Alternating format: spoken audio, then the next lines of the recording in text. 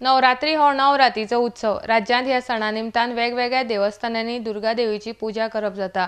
शुक्रारा म्हापशेच्या श्री सार्वजनिक दुर्गा पूजा सेवा समितीन दुर्गा पूजन केले।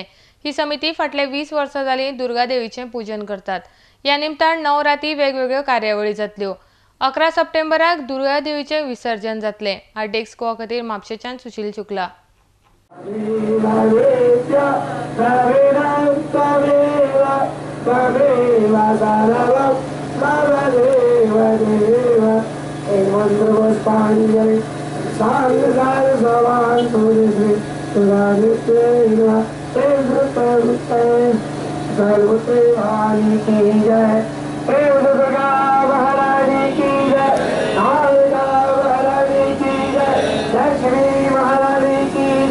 सरस्वती महारानी की जय, शांत गणेश की जय, प्रबंध महाराज की जय, बम बजनाथ बल सुरेंद्र हर हर महादेव, प्रेम दुर्गा महारानी की जय।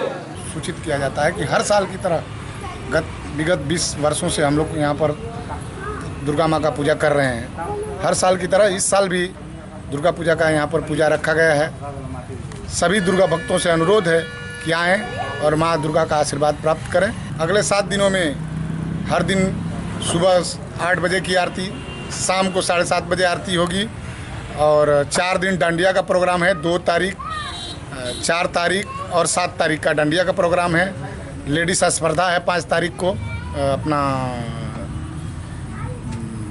गोवा का भजन, और दशहरे को विसर्जन 11 तारीख को।